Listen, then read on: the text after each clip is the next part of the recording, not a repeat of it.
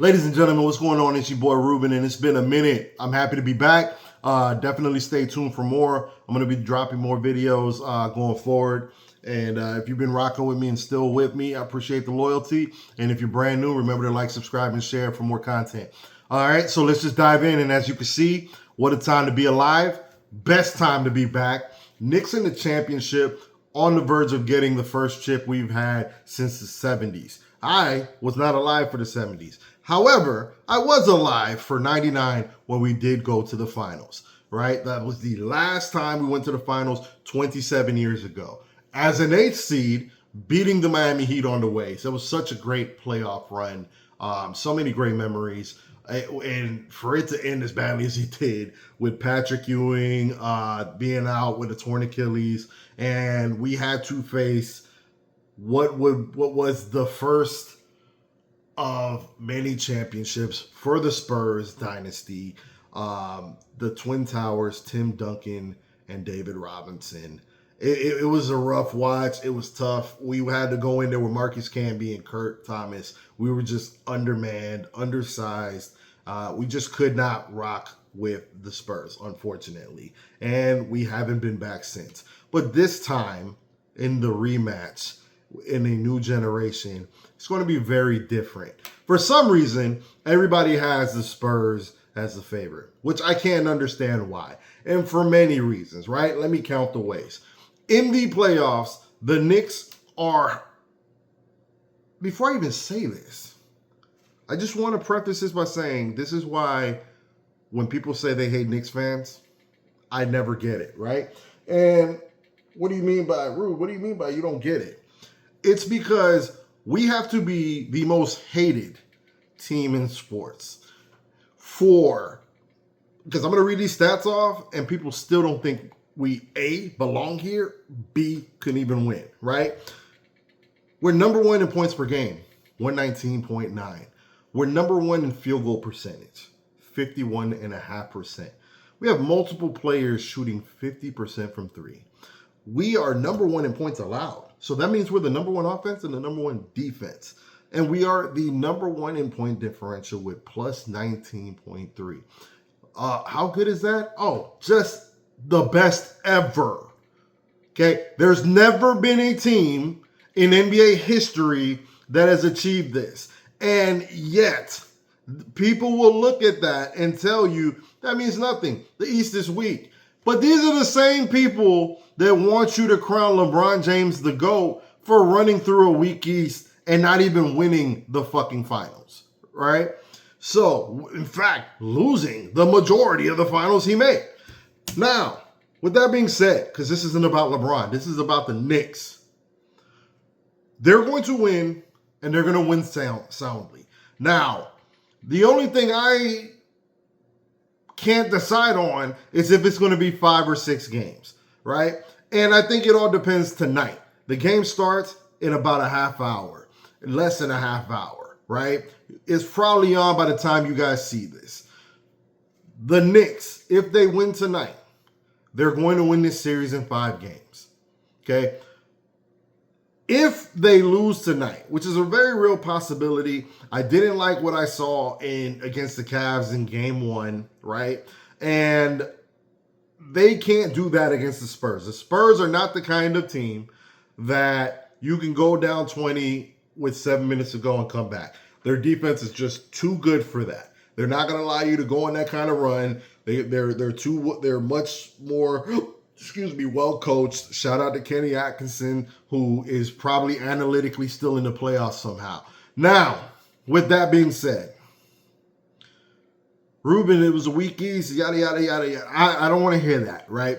The reason I don't want to hear that, like I just said with LeBron and yada, yada, yada, these weren't just some punk bitch teams, okay?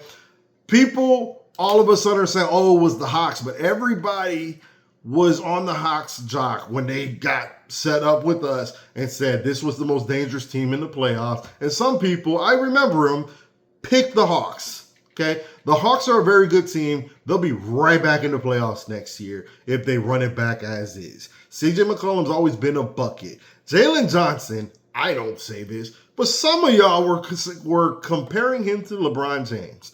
A Kongwu, good center, undersized, shoots a tray, blocks, defends, rebounds. Dyson Daniels is a steals leader. Who am I missing? Nickeil Alexander-Walker, most improved player. That kid's nice. I'm telling you, the Hawks are for real. Okay? Then we beat the Sixers. Some of y'all picked the Sixers. Not only did you pick the Sixers, you said Tyrese Maxey was better than Jalen Brunson, and we had no answer for Tyrese Maxey. And looked at me like I was crazy when I said, what are they going to do about Jalen Brunson? I don't care what we do for Tyrese Maxey. What are they going to do about Jalen Brunson? The most disrespected superstar probably ever, okay? Because he's in a championship after beating the defending champions last year and going to the conference finals last year. After he's been putting up historic stats, he was the first guy since Jordan to drop 40 and 5 in 4 straight games. Nobody talks about these things. They're starting to talk now. It took for him to be in the finals just for them to talk like that. With that being said, I think the Knicks feel it. I think the Knicks know that, you know what, people don't believe, and I like that edge. And I like the fact that we don't have home court, right, for the first time in a minute in these playoffs. Because we had home court round 1, we had home court round 2, I think we've had home court in every round now that I'm thinking about it. Where this one's great is I firmly believe we're the better team. Wemby's a great player, and the Spurs are going to be good. They're going to be so good for years to come. I love Wemby. I think his ceiling is GOAT. I love me some Dylan Harper, right? I don't like Stephon Castle the way some of y'all do, right? I think he's a good player. I think he's a little misused, right? Because they want to use him as a point, and I just don't see it. I don't think he has the temperament for it. Needless to say, they have hella talent. But that talent, young, and they've never been on this kind of stage. Now, they got a lot of championships right behind them. They got Tim Duncan in the building. They got Pop in the building. I'm not going to discount that. But the Knicks, I feel like, are the kind of team to feed on this disrespect. So the fact that they get to be in San Antonio for games 1 and 2, I like that they get to play with that edge because they're coming in on an 11-game winning streak, right? And just feeling disrespected. I like that. And we play better under those circumstances. I think they're going to come out with a sense of urgency because they're going to also know we can't come out like we came out against the Cavs.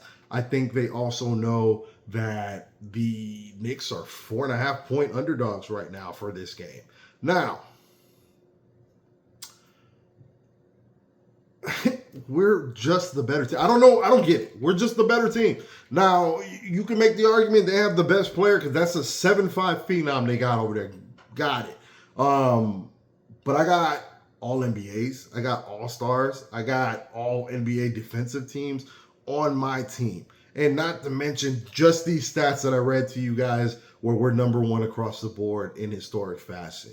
We have all of that rocking with us. We have the ability to switch with anybody. We have an X factor in Mitchell Robinson, who, yes, I am pissed off that he messed his pinky up. It is what it is. But he's going to be pivotal in matching up with Wemby, especially deep in the game. I also have one of the clutchest players of all time in Jalen Brunson ready to do his thing, and I feel very comfortable if it's a tight game late. Now, some of y'all don't remember. Jalen Brunson's dropped 60 points on this team before. Okay? Why none of these stats are factored in? And this is why I wonder if, Jay-Z once said, do some of y'all listen to music or do you just skim through it? That's sort of how I feel about some of you NBA fans. Do you actually watch games or you just skim through it? Because if you knew these things, I don't know why you'd be so confident in the Spurs. They're going to be good. They're going to be good for years to come. But so are the Knicks. And We have grown-ass men on this side. What do I mean by that? We're playing guys in their second and third years. Some of these guys are 24. Most of the stars 24 and under. You know what I'm saying? Knicks, 28, 29, 30. Not just are they older, but they've all had some kind of experience. Not just finals experience, because McCall and OG have been here, right? Cat and Brunson have been to conference finals. And who am I missing? Cat, Brunson? Long story short, we have experience on our side. We've had the experience of the agony of defeat as well. There's a now or never approach that I think makes us dangerous. More dangerous than any team that's ever put up the kind of numbers we put up. Because imagine the Kobe and Shaq Lakers having this edge. Everybody knew Kobe and Shaq Lakers were going to run through everybody. Everybody knew the Golden State Warriors in their prime were going to run through the West for the most part, and especially when they got KD. This team's putting up numbers that supersede that Warriors team with KD.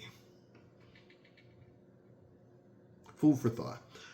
That's all I got for now, guys. I'm going to definitely check with you guys after tonight's game. I can't wait to see what we do here. And I can't wait to kind of expound on how I feel about the team. I expected to be here. I called we would be here in the finals. I knew when we fired Tibbs and hired Mike Brown that this was going to be the mandate. I told people this team's been ready for a couple years. And I love Tibbs. I love Julius Randle for helping us get to where we are, but they also held us back. And the only thing missing last year was literally offensive structure. We literally were in the conference finals basically on brute strength, brute force, right? When things were going south, we didn't adjust. We had no offensive sets that we ran when we needed an easy bucket. Now we got Mike Brown, who's not only a defensive whiz, he came from the Warriors and gave us an offensive structure that makes things easy when we need it to be. And we still have that ace up our sleeve when we need to go one-on-one. All right, that's all I got for now, guys. Peace out. Check you later. And be on the lookout for that next video. Peace.